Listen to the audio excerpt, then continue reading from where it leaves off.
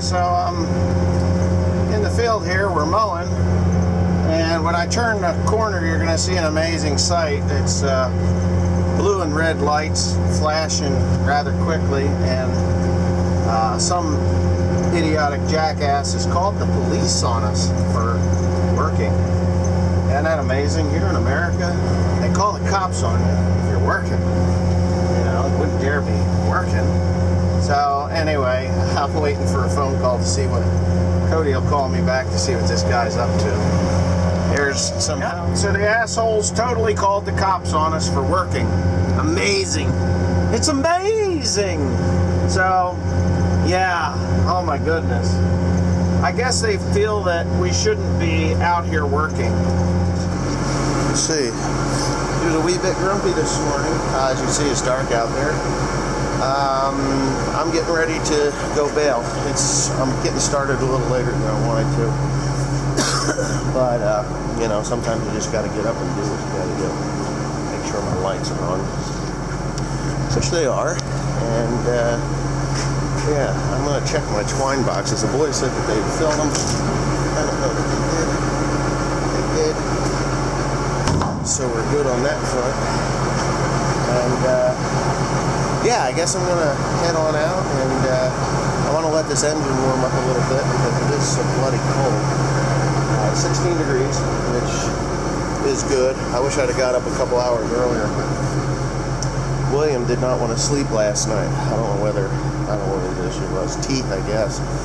But, yeah, a little disappointed in the way I have to do this, and we do have snow coming at us.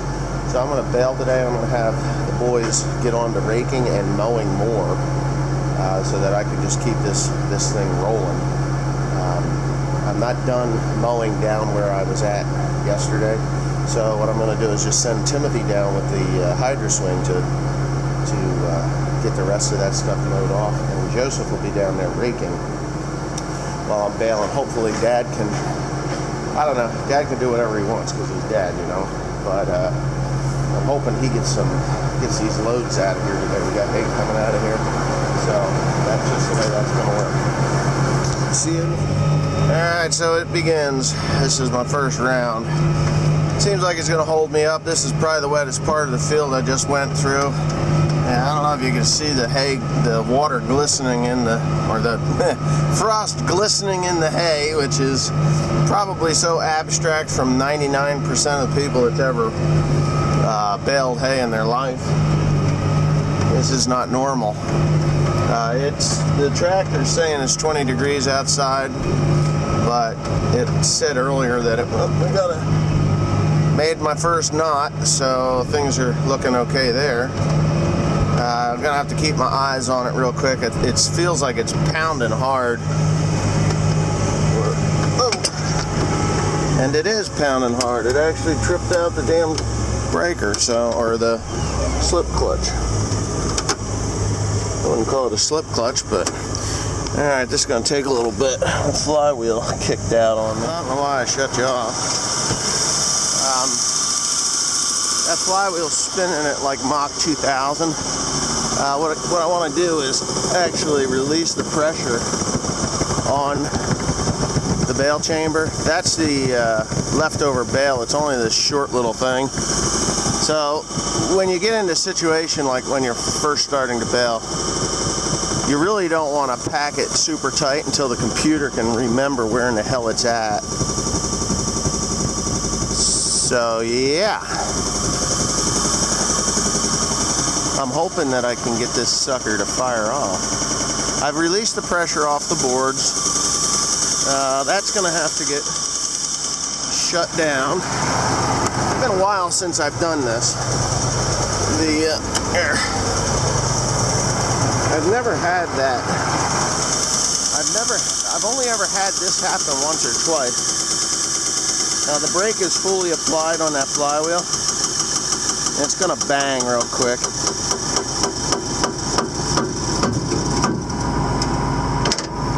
So we should be back into where we belong. Yep, my tractor's gonna do its calibration. So let's say we do that. Oh boy. Oh boy.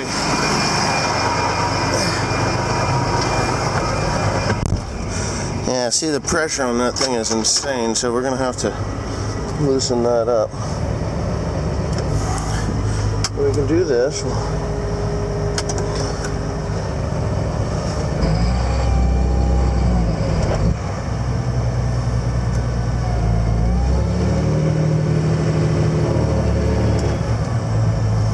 Oh boy.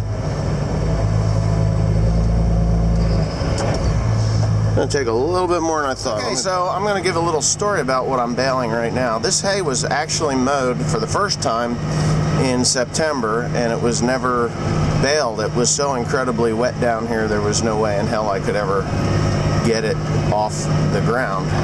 So what I did yesterday was send Timothy down here with the gale mower to remow where it was, and as you can see, a lot of it's still laying there. It's gonna have to stay there. There's no way I can get it off the ground. It's just one of those impossible scenarios that we've been dealing with all year long. But I'm just happy enough to get what I'm getting. And as you can see, I'm cutting in because it was insulated enough. Just cutting mild ruts there, even though it is, what is it? It's saying it's 20 degrees, which I know when I got in this tractor this morning, it was 12, or 16. It was 16 degrees. But I know I was telling everybody that I had dull knives, and it was causing me problems with my knotters, and it was. I brought them home, had Timothy take them off, and I brought them home and ran them over my Lansky knife sharpener and sharpened them up pretty good, actually. Not great, but as good as I could imagine. And so far, I have not missed a knot, and if I was going to miss a knot, it would be on the startup, because these bales are like blocks of wood coming out of there. And the tighter the bale, the more knotter troubles you have. So if you're having problems, and I'm going to do a video on this, on twines, different twines that you use, and knife arms and knives on your knife arms. I reset the knife arm tensions so that they were where I felt that they were supposed to be, because I didn't have a little scale. There's a little scale you're supposed to use to pull it across to see if you're where you are supposed to be. But I've been doing this for so many years that I kind of have a pretty good gauge called my brain that lets me know exactly, if it's where I feel it should be. And I've been pretty successful with that. Yeah. And now that's Mr. David calling me or sending me a text message. So, yeah. Anyway. Yeah. Okay. I did this field here on the left-hand side. I've been working all day, closing in on 400 bales today, which I'm kind of proud of, especially for the amount of sunlight we've had all day. The sun will melt the ground from the bottom down, and the water is, or the dirt is still warm, so it's not cold enough deep, so it's melting from the bottom up and the top down. Me and Joe were jumping up and down on the ground, and it was like, you ever make homemade pudding or actual real pudding where you cook it, you boil the pudding, and you cook it in a pot, and it gets that skin on top of it? I'm dating myself now, because I was a young man when my mom used to make pudding that way, and you actually boiled it, and yeah, you'd get a crust on top of it. Now, I think we only made about half of what I should have made. I'm gonna have to tell Carter that somebody's going into that field with a four-wheeler.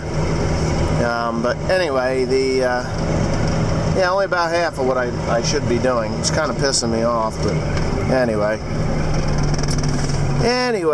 yeah. So I'm going down here. This is a real windy one. You can barely get in here.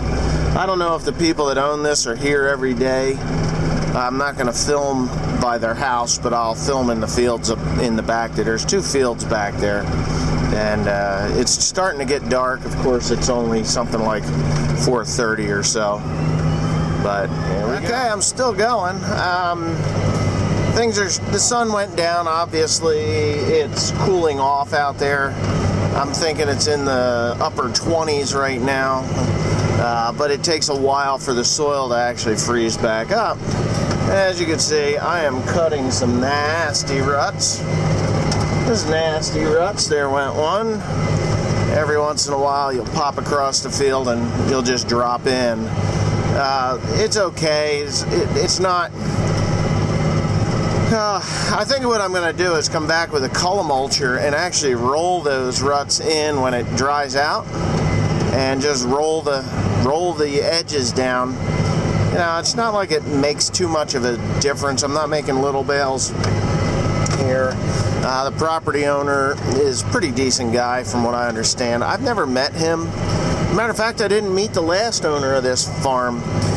His name was Harvey Kruger, and it took me like 15 years to actually know what his name was. I always called him Freddy. You know, Freddy Krueger, like A Nightmare on Elm Street. And I actually had to ask the caretaker of the property what the guy's name was, and that's only been a couple of years ago. So like, no, it's not Fred, it's Harvey. You know, I'm like, oh shit. But this guy, his name is Anthony. I can't remember his last name offhand. And he does watch my videos, so you know, I'm sorry if I'm making some scars here or ruts, but you know, an old man said to me one time, I apologized to him for making ruts, and he says, Wesley, I've been on this earth a long time. He says, don't worry about those ruts. He says, just think of them as scars, and life makes scars, but they'll heal. So I hope he understands, and if he is watching this, you know, I'm sorry, but life makes scars, and if you want, I can heal up the scars as best as I can. But other than that, I don't think it's going to be a problem. We're just so far behind, and to be quite honest with you, I have to get this hay made. I'm on a timeline that is running out. We got snow coming on Friday afternoon. Obviously, I've probably said that 6 times, but I got snow coming on Friday afternoon, and I need to get at least 1,000 bales baled in that time frame. Today is Monday. I probably should, if the weather holds up, I probably should be able to get close to 2,000 bales baled, which will be nice. Then I won't feel too troubled about what's going on, you know. I just really want to get my shit done. I just really want to get my shit done, okay? And, you know, I don't mind working in the cold. I don't mind working in the frozen weather.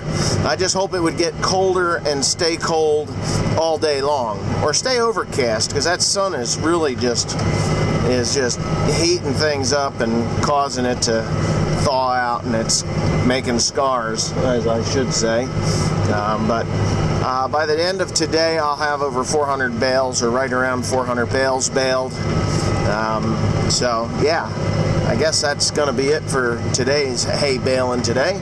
Nothing really eventful has happened. I do know that my knife arms need to be replaced. The little balls on the end of my knife arms on the knotters are worn.